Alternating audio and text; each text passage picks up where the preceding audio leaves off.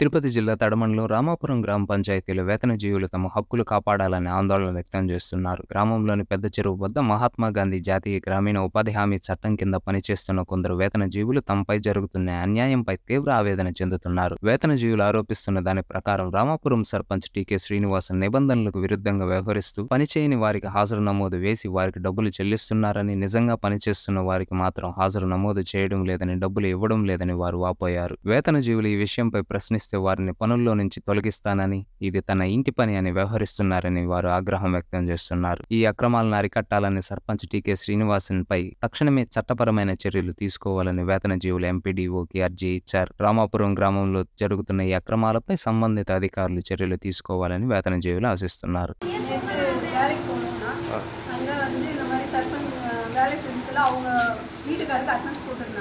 இதை ஏன் போட்டீங்கன்னு நாங்கள் கேட்டோம். கேட்டதுக்கு நான் அப்படிதான் போடுவேன், அப்படிதான் செய்வேன், இது எங்கள் ஆட்சி, நாங்கள் பண்ணதான் பண்ணுவோம் அப்படின்னு அவங்க சொன்னாங்க. சொன்ன உடனே அதோட ஒருத்தர் கொஞ்சம் வாக்குவாதம் ஆச்சு.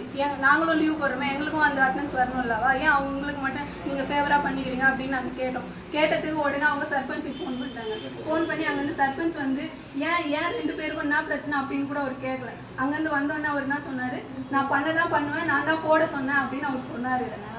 என்னாலதான் இந்த வேலை உங்களுக்கு வந்துச்சு, இல்லைன்னா இந்த வேலையே கிடையாது, நான் இஷ்டப்பட்டாதான் இந்த காசு உங்களுக்கு வரும், இல்லைன்னா கிடையாது, இது நான் வச்ச வேலை, நீங்க என்ன போய் எங்க பண்ணணுமோ பண்ணீங்க, யாரை கூப்பிடணுமோ யார்கிட்ட பேசணுமோ எங்கனால பேசுங்க, அதை பத்தி எனக்கு கவலையே இல்லை அப்படின்னு அவர் அடிக்கிற அளவுல வந்துட்டாரு.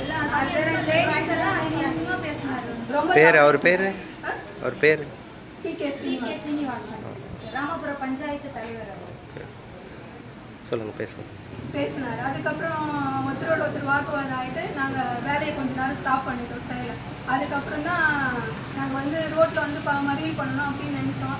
எங்கள் ஃபேவராக கொஞ்சம் பேர் வரல, அதே வேலை செய்கிறவங்க யாரும் வராதனால நாங்கள் வந்தோம். எங்களுக்கு நியாயம் வேணும்னு நாங்கள் இந்த இடத்துக்கு வந்தோம். அவங்க வந்து வேலை நிறுத்திட்டு போகிறாங்க, 100 நாள் வேலையை நின்றுட்டு போகுதுன்ட்டு பயத்தில் யாரும் சப்போர்ட் வர மாட்டேங்கிறாங்க. நாங்கள் அவங்க கேட்டு தப்பு அவங்க சார் செஞ்சது. இப்போ எம்டிஓ ஆஃபீஸ்க்கு எதுக்கு வந்திருக்கீங்க? நாங்கள் அர்ஜி வைக்கிறதுக்கு வந்தோம். என்ன சொன்னார்?